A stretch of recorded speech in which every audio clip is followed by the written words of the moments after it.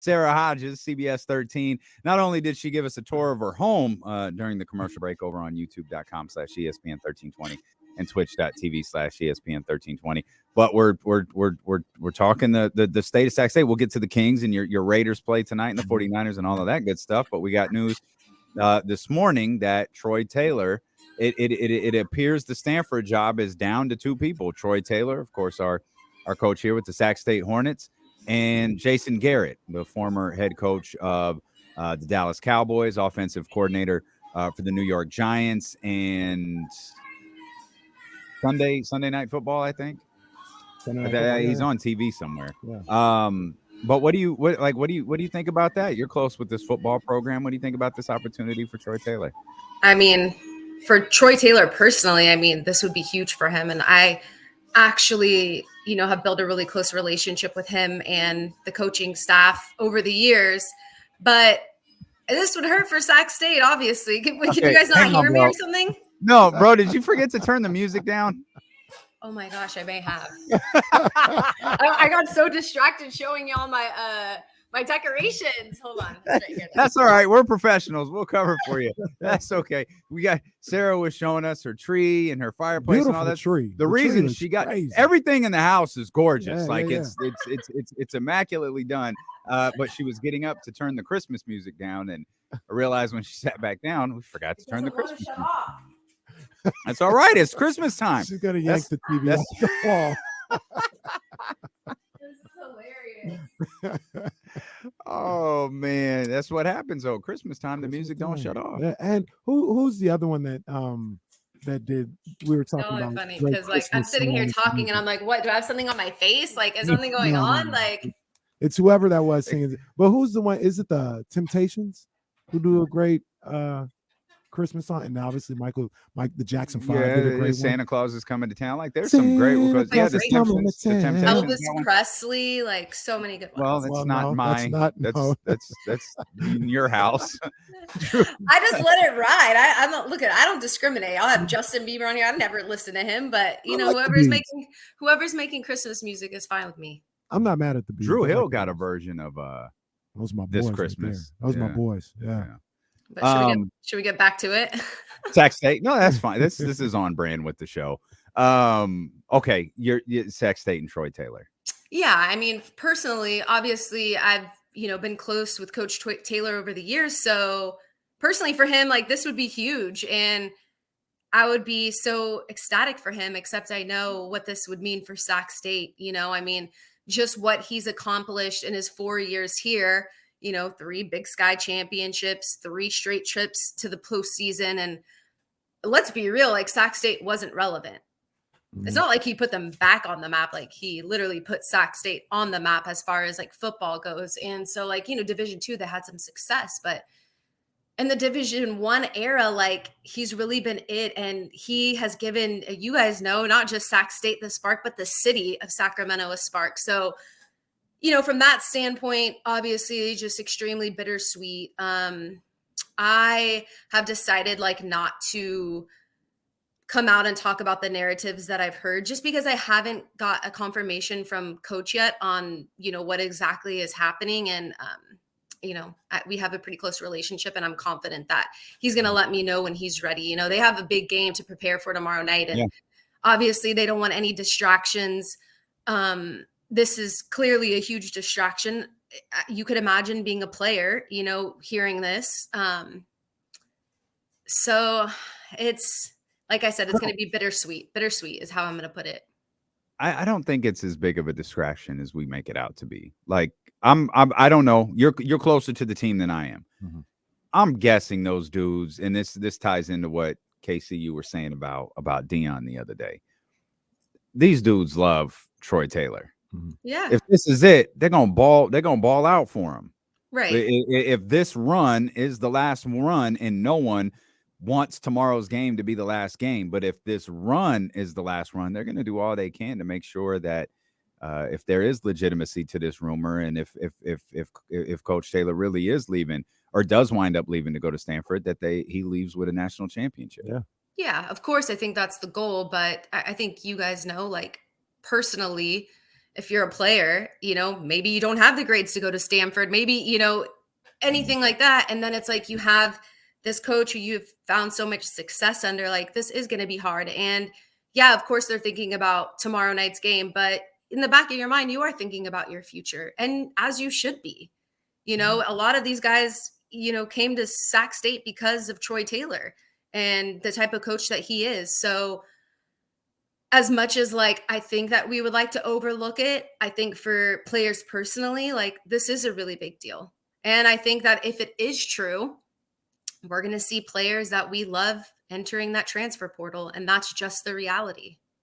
Yeah, for sure. I one of the things that I think about too, a lot of the times when these things happen, and they absolutely could be a bit of a distraction. And you talk about the coach and him possibly leaving and all this other stuff, but I always think about it like this. And I was never in this situation, but the bottom line is, if I'm a player, well, all right, he's got what he's got going on. I want to win because I want to win. I'm in the playoffs right now. You know what I mean? So, yeah, he got what's going on, but I want to win a championship. And all right, that's what he's got going on. We'll deal with that afterwards. But right now, I want to win a championship. And I think that maybe, I hope at least that's the way some of these players are kind of going about it. I think that they are for the most part, but at the same time, like, these are kids. So, we're adults, and they're probably not going to be able to help but think about it. I mean, I'm not saying that they're not going to go out there and give their best effort. Of course, they want to win too, but to say it's not in the back of their minds, it certainly is. Well, obviously we'll all be watching this pretty closely. One thing I do want to say, and I want to hear, Damian, what you have to say to what Sarah said, because you guys are on different sides of the fence on this one. Sarah thinks there's a possibility that Sac State, falls off the face of the earth once Troy Taylor leaves. And Damian was like, this actually boosts the profile. I think it elevates the program. I hope so. Yeah. I hope so. Yeah, I mean I think it's easy to feel the way Sarah does, because obviously the turnaround is, I mean, Sarah said this perfectly. You didn't put them back on the map, like you put them on the map. Yeah. And to me, like, and look what you did, potentially. Yo, they came to Sac State to get the Stanford head coach. Oh, okay. And to me, it elevates this program a little bit, and it obviously puts a lot of pressure on, the athletic director and that department and the board to go. You have to hire your next guy. Better be as perfect as that Troy Taylor hire was. And you have to think about just how he found the success. And that was by recruiting in his own backyard. I don't know the exact numbers, but I know in between UC Davis and Sac State, it was 60 plus local players on that roster. And so, the thing about all these local guys, Troy Taylor has their respect, so the way he was able to do it was just super special. And, you go and shop for a guy maybe from somewhere else. I'm not saying that they can't find success, but this is just such a great story. So much fun to be a part of. Just watching all these guys that I covered in high school, now find so much success at Sac State, who, went through school without having any offers. And here comes Sac State, Cameron Scadaboo, and just absolutely embarrasses defenses. And, you're like, oh, nobody offered this kid. And so it's those stories. It's the local angle. It's, watching those guys find success. Who knows if Troy Taylor didn't come around, if Cameron Scadaboo would have been given an opportunity like this. Yeah, for sure. And if Stanford is listening, you just explained to them why Coach Taylor is the hire and not Jason Garrett. Yeah. Oh, yeah, absolutely. That speech from Sarah Hodges is exactly why Coach Taylor should get the job and not Jason Garrett. Yeah, he recognizes talent, where other people may not. They're always looking for the 5-star. And I think Coach Taylor does a great job of looking at a guy that is maybe a diamond in the rough, and like doing everything that needs to be done to clean off that diamond so it could shine bright. And he's done that with a number of different guys on this Sac State team. I will say this though before we change the subject, because I'm sure you guys are going to here in a second. But if he does, and if Stanford ends up hiring him, and let's just say it's tomorrow that the news breaks or whatnot, he's not going to be out of here until this run is over. He's all class. He's going to be here to ride this thing out to the very end. I mean, this is not coming from Coach Taylor. I want to clarify, this is my opinion of him as a person. I just don't see him just up and leaving. Like he's gonna ride this thing out until the end. So completely agree. For sure. Completely agree. You're listening to D-Lo and Casey on KIFM West Sacramento 98.5 FM, KRXQ HD2 Sacramento, ESPN 1320, driven by last year's Elk Grove Dodge. Always live on the free Odyssey app, live on Twitch, YouTube, and Twitter as well. Your Raiders in action tonight against the Los Angeles Rams. 3 straight wins. Y'all, I already feel sick to my stomach. It's so embarrassing that I'm like this. I wish I wasn't. I wish that I just didn't care or was the type of fan where I'm but I'm not. I am so invested. And especially now that we're making this late run and all of a sudden hey, are we back at this playoff conversation? Now I'm even more sick to my stomach. I woke up sick to my stomach over this because who knows how this game's gonna play out. I mean, we're in an effort to make you vomit, you're not really back in the playoff run. But we're if 2 games back on the wild card. But if you win tonight's game, you really are, because that puts a lot of pressure on the New York Giants now. With the Raiders already or the New York Jets, excuse me. It puts a lot of pressure on the New York Jets now with the Raiders already have gotten this win on Thursday. Now you get the so-called mini bye heading into the following week. Now the Jets start to feel the pressure a little bit, and this thing becomes very real. I got them already in the hunt, man. They're in the hunt right now. I'll throw them in there. They got to get tonight's. I'll throw them in there. They got the stage 7 right now. They got the stage to themselves tonight against a Rams team, Sarah, that's just belly up. They're done. Just tank. Yo, it's real? Okay. Just tank. Go beat the crap out of them then. Go beat the absolute crap out of them tonight. I think Aaron Donald's already been ruled out. He's not playing.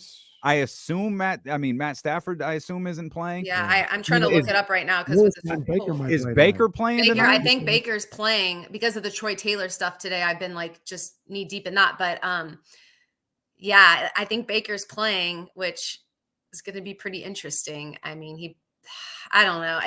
You know how these things go with the Raiders. That's just what's so scary about it is the teams that they should just beat no problem, they end up either losing to or having to come back and stress me the heck out just to get the win, or have a huge lead and then lose it. But the way that we've been playing, I really do feel like there is momentum with it. And you see that on the defensive side of things. And I'll start there. Listen, Devontae Adams, him showing out, that's expected. We expected that all year. You know what I mean? And Derek Carr, you're efficient enough of a quarterback to get it to him. And that's literally your job. The defense, I was always a little concerned about going into the season.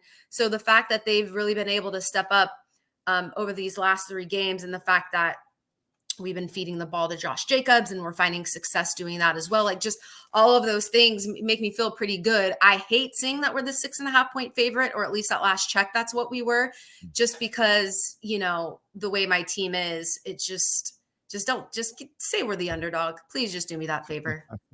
It's gonna be a home game though. It's gonna be a home game. And that's the reality of it. And that makes me feel a tad bit better about it. And, I grew up in Southern California, and Raider fans, we really travel well to, when we would play San Diego and head down there as a family. I mean, it was a Raider game. It was a home game for the Raiders in San Diego. It just was there was no games in LA, obviously. But they're right there. They're right there. They're in the hunt. Got to get it done tonight. What do you think of the 49ers? They've obviously have had a dramatic couple of days. Brock Purdy stepping in to be the third starting quarterback for the team this year. And all indications are coming out of both of these practices today. It's business as usual for the San Francisco 49ers. And the term that Tracy Sandler used with me this morning is everyone's calm and confident. Yeah. I mean, I think that I'm a little bit nervous, right? Like, I think that maybe we may be diminishing Jimmy Garoppolo's role and how much he really means to this team a little bit by just expecting Brock Purdy to come in and be the man. Although, like, I'm pretty like faith driven. And so like, I kind of like his outlook on just like, he feels like, you know, God has put him in this place and given him this opportunity. And when somebody, you know, kind of like has that desire and that mindset, like, I think, you know, you can take on the world with that mindset. In reality, I feel like in a few weeks when teams get a little bit more film on him, that's when I'm going to be a little bit more concerned. I feel like we have like a few games to kind of get on the Purdy train and enjoy like a smooth ride. But I don't know that it's going to be smooth sailing after a few weeks. You know, one thing that I continue to see with this team, and there becomes a point when too much is too much, but they're used to this. I think that's one of the reasons why it is business as usual, because fortunately, I'd say unfortunately, something happens every year. You know, this is, and they're used to it. They fought through it a number of different times in this Shanahan tenure. They, in 2020, remember all the things that happened there. Kittle was out, Garoppolo was out, Debo was out, Mostert was out, Bosa was out. All these guys were hurt. They got to December 1st. They were one game under 500. Yeah. You know, they were. I talked about all those people that were out. Levi Stadium was out. Oh, Levi Stadium was on the injured reserve, right? In that season. And they had to finish in Arizona, and they were still finding a way to be competitive through all that. I think they look at something like this as it's absolutely unfortunate, but it's not anything that we can't continue to push through. And that's thanks to your head coach. You know, I think that Kyle Shanahan is going to put every player, especially on the offensive side, obviously, like in a position to win. And he's going to do his homework and he is going to find the way to get it done. And I think that's going to be the X factor, is just, you know, the coaching throughout. Yeah. Kyle Shanahan, the X factor. Come on, man. Okay. About time y'all start showing some respect to my guy, young Shanny. Yeah. I mean, he really has one of the best offensive minds. And, you know, he really has turned nobodies into people that we talk about weekly. So, or people, let's just say we weren't talking about previously. I'll say that maybe that's a little bit. Yeah, like who? I never called Jeff Williams Jr., like Jeff, like he was like a nobody before. He put him in and he got him going. So Mostert was on his 15. Yeah, like he's done that. And he's on his 16. Yeah. Oh, those are running back. Like I think Kyle Shanahan's got a vendetta against running backs. Like he's like, watch me show you how useless this position is. I'm just gonna bring random guys in here to do this job very, very effectively. And then every once in a while, I'm gonna draft one in the 3rd round. No one knows why. But I'm going to draft the running back in the 3rd round. They're never going to play. No, the Jordan Mason plays more than Ty Davis Price does. Are you covering Grant this weekend? Yeah, I actually should be. It's going to be very rainy, but the rain loves you. I saw you and Joe D and Kevin John out there just braving the elements for Sac State, and that was an incredible playoff game for Sac State last week. It really was. I'm almost wondering if like rain is like in their favor. Like I know that's not supposed to rain. There's supposed to be that like gap, but like I almost like wonder if the rain like played in their favor in that game, and who they're going up against has, you know, an all-star quarterback who he's been insane all season long. So, but yeah, I'll be at Grant.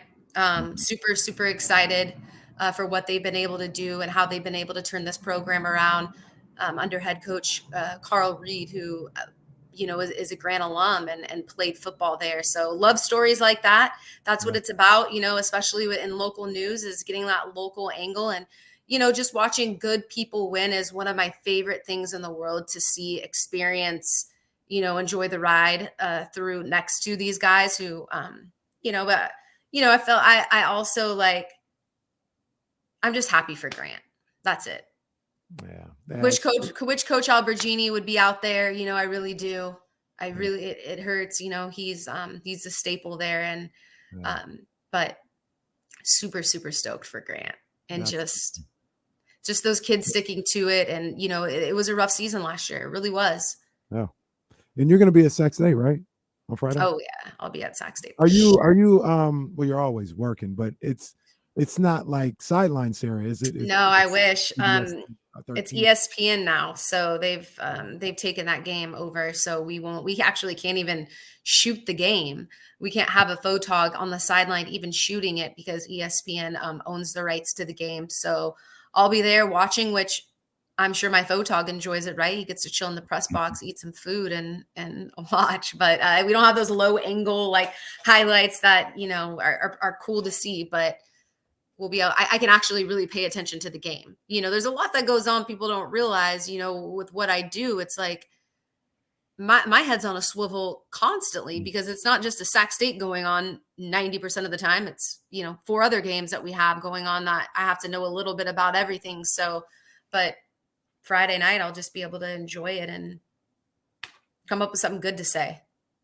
One thing you won't have to do, at least for a couple of more weeks or close to it, is shoot some Sacramento Kings games as they're living on the road. Their 6-game road trip started yesterday with the Milwaukee Bucks. Of course, that one ended in a loss. Do you have expectations for the Kings on this road trip, given the way that they've played so far this season? Absolutely. I do. They hung in there last night. I will say in last night's loss, like there were a few adjustments away from getting the win. At least like there in the fourth, obviously it got a little bit out of control down the stretch, but I feel like the second unit didn't play as well as they normally are. I have to look, but I think they only had 3 assists. Yeah, the assist number overall was terrible. Like Sabonis had 7, I think, and the team had 17. Yeah. So just that, we're used to kind of seeing, those numbers a lot better. When we get wins, it's usually they're sharing the ball a little bit better. And I felt like there was some forced shots going on last night, specifically with Chemezi. But nothing crazy, you know what I'm saying? Nothing, but it's just those small little things that, build up over 4 quarters. So I saw just some forced shots. Like in the games that the Kings are winning in, they're sharing the ball really, really well. They're making those extra passes. So I felt like they kind of lost that a little bit in the game against the Bucks last night. There's games that they're losing, that they're sharing the ball really well. Yeah, like they just and this was what Mike this is what you're talking about right now, Sarah. This was what Mike was talking about last night. That's not the way they want to play. Right. They did not execute the way that they want to, and that's why Mike was so frustrated last night. Too relaxed on defense. Maybe the road stretch kind of got to their head. They're like, okay, we're gonna take this one a little bit easy. I mean, I don't know. And hold on. First of all, let's just be real. Like De'Aaron Fox looks a bit banged up. That's not the entire issue here, because they've gotten wins without him, putting up a lot of points and being that effective. But you are playing against the Bucks, and you kind of need your best player on the floor to be playing at his highest potential. So I think that has something to do with it too. I do think De'Aaron's a bit banged up. He's not as explosive as what we've been seeing throughout the first 20 something games of the season. Well, really, let's say 17, because it's been a few games now that he has looked slower than norm. Yeah, I think we're up to 7 at this point. Sarah, we appreciate you. Go back to listening to your Christmas turn music. the Christmas music back up, make some gingerbread cookies. I gotta leave for work. Oh, okay. Well, go to work then. You got a huge weekend ahead. We'll be tuned in. We appreciate you as always. I appreciate you guys so much. Seriously.